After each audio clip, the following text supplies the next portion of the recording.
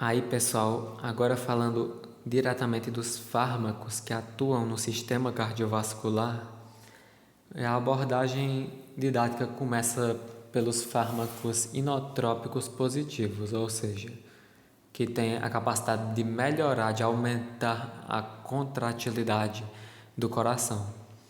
E aí tem alguns subgrupos aí que existem, né? Até para a gente estudar de modo didático, embora isso aqui não contribua diretamente para uma didática perfeita desse conteúdo, definitivamente não. Mas é a divisão didática que temos e é a que eu vou acabar seguindo, mas eu ainda vou fazer ressalvas de vez em quando, porque essa divisão didática, na minha opinião, ela confunde bastante, ela não ajuda tanto assim não, como a gente pensa. Para vários conteúdos ajuda, mas para esse aqui não.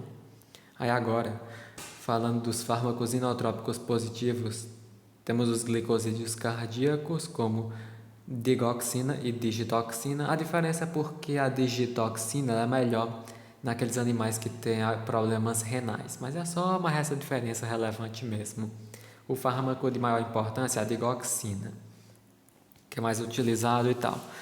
Aí a digoxina, pessoal, ela atua, né, ambos aqui na realidade, os glicosídeos cardíacos, tem esse mecanismo de atuar por meio da inibição da enzima Na+K+ATPase, que é a famosa bomba de sódio e potássio.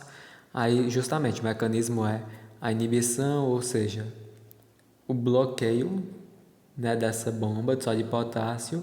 Aí, consequentemente, se ela é bloqueada, não vai ter o efluxo de sódio, tá vendo? Das células miocárdicas. E aí o sódio ele se acumula, né, nas células miocárdicas.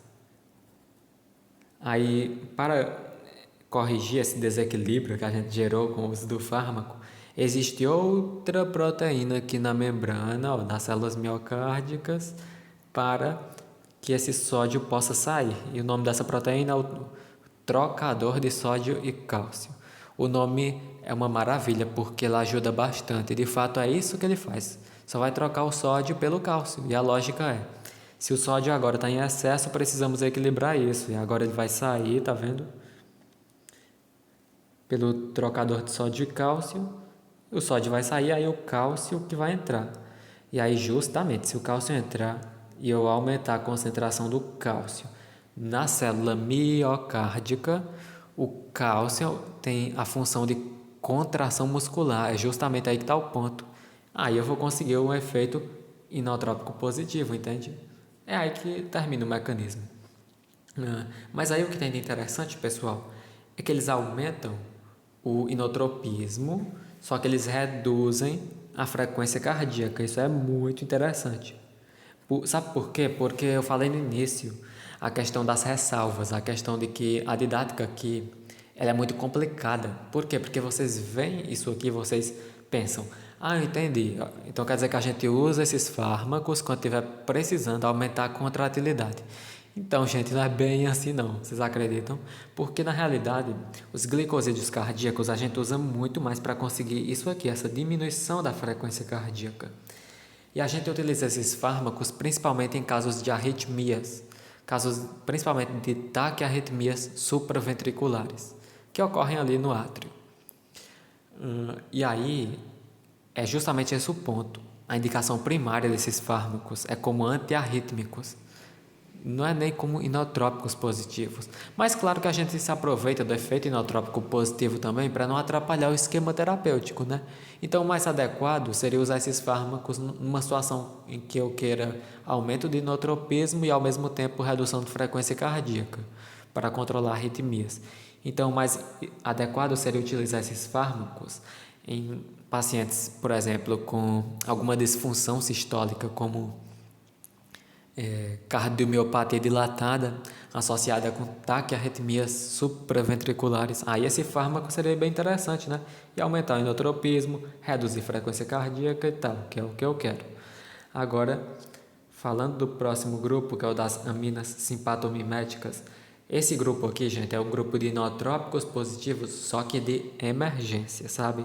Aí já entra uma grande limitação do uso desses fármacos. Não são fármacos que você vai usar para qualquer besteirinha, digamos assim, é só em casos de emergência. A dobutamina atua por meio da ativação direta de receptores beta-1 adrenérgicos no coração. Porque lembra, gente, que beta-1 é coração, beta-2 é pulmão. Aí, enfim, a dobutamina é só isso mesmo, ativa esses receptores e aí eu consigo aumentar o inotropismo, obviamente. Aí, a dobutamina é indicada principalmente naqueles casos de choque cardiogênico, em que o animal vai ter extremidades frias, mucosas cianóticas, tal, em que é necessário esse tratamento emergencial com inotrópicos positivos, o paciente que está descompensado, né, que tem uma ICC descompensada. É nesses casos aí que se usa dobutamina. E o outro fármaco aqui interessante para ser comentado é a dopamina, que o grande diferencial dela é o uso dela para pacientes em quadros emergenciais associados à disfunção renal.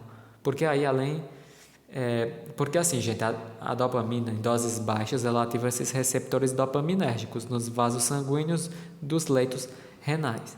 Isso aí me causa um efeito super interessante, que é o aumento do fluxo sanguíneo renal para aqueles pacientes que têm problema renal.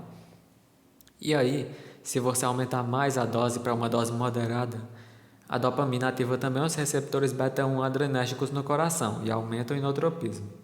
Só que se você usar doses altas demais, aí ela ativa os receptores alfa-1 adrenérgicos nos vasos sanguíneos, trazendo mais efeitos ruins, adversos, como hipertensão, às vezes até arritmias, enfim, vários problemas. Então, o ideal é usar em doses baixas a moderadas essa dopamina.